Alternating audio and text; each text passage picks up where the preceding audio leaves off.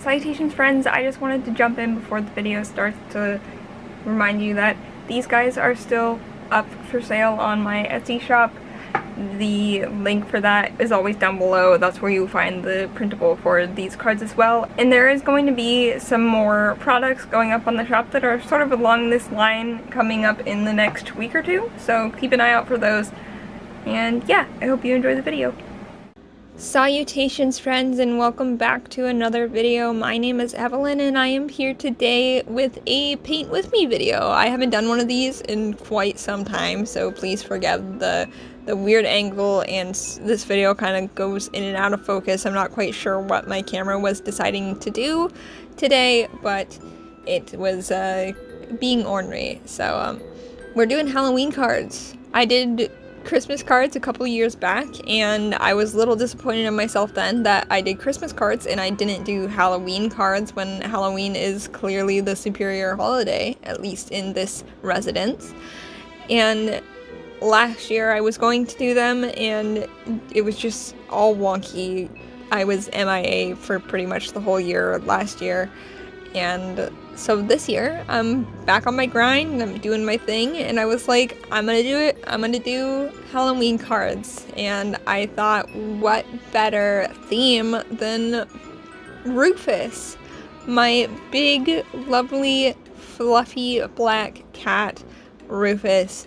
He is the perfect model for these, and I just think they turned out so cute, and I'm so happy that I get to see his little face in these cute little illustrations with these pumpkins surrounded by Halloween stuff.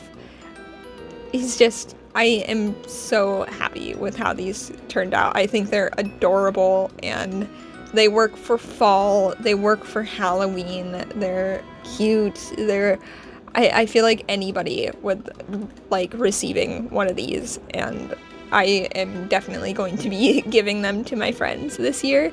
I did this all with inks, so I used the Dr. P.H. Martin's inks. I think that's what they're called, right?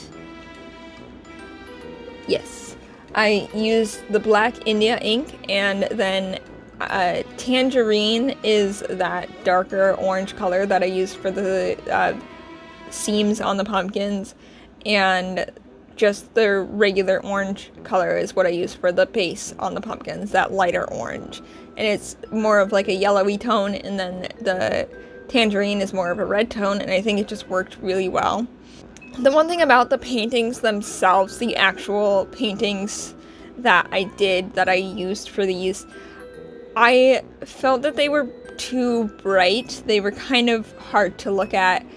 The colors are very, very vibrant on the paintings, and I know some people like that, but I like more of a softer fall kind of vibe. And so what I did was I ended up taking these into Photoshop after the fact, when I was working on turning them into the printable PDF that you can get if you would like to have these cards and print them out on your own.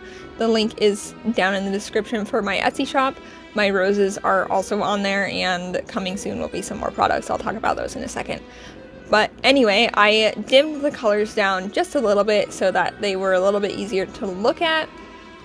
And I am really happy with how they came out. That's a tip for you. If you make a painting that you want to turn into a print or a printable, it doesn't have to be perfect. You can fix anything that you need to fix. You can make the colors a little more vibrant, a little less vibrant. You can darken the blacks, all of that in Photoshop. It is still a piece of art. It is still your painting, and it's still original. It just has a little bit of touching up. It's a lot easier than starting a whole new painting, you know, and a lot less wasteful. So that's just sort of what I did, and it didn't change anything too much. It just, I think, made it a little bit more digestible, if you will. Anyway, about the shop, my shop, I wouldn't say has been blowing up, but I have definitely been making a lot more sales ever since I started selling my roses, to the point where they sold out very quickly, and I ended up having to make more, and I've been just making sort of batch after batch as they sort of sell, and you know, restocking them. and I've been really enjoying it, and everybody who's gotten one, all of the feedback that I've gotten has been super positive, and I'm so grateful, and I'm so excited about it. So those, I think, are going to be sort of a staple of my shop for the season. I'll probably stop making them around October when Halloween season sort of dies down and people stop buying Halloween decorations. Unless they keep buying them, then I will continue to make them, obviously. But I do have a couple of other things that I am planning on putting in the shop. Hopefully this week. I have a Venus flytrap sort of situation that is very similar to the roses, but obviously a Venus flytrap instead of a rose, that I am hoping to be able to photograph and get up by the end of this coming week. And then also a very sweet person named Amber messaged me on Etsy a little while ago now, asking if I could turn the roses into smaller like hair clips or hairpins. And I am going to do that. I am planning on doing that.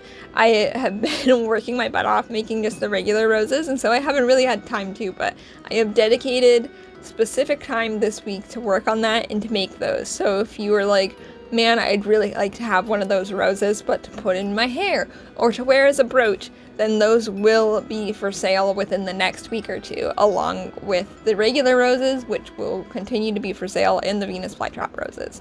Now, the Venus flytraps will be a small quantity. I am not going to continue to make them. They take a lot more work, a lot more effort, and they a lot more time and money.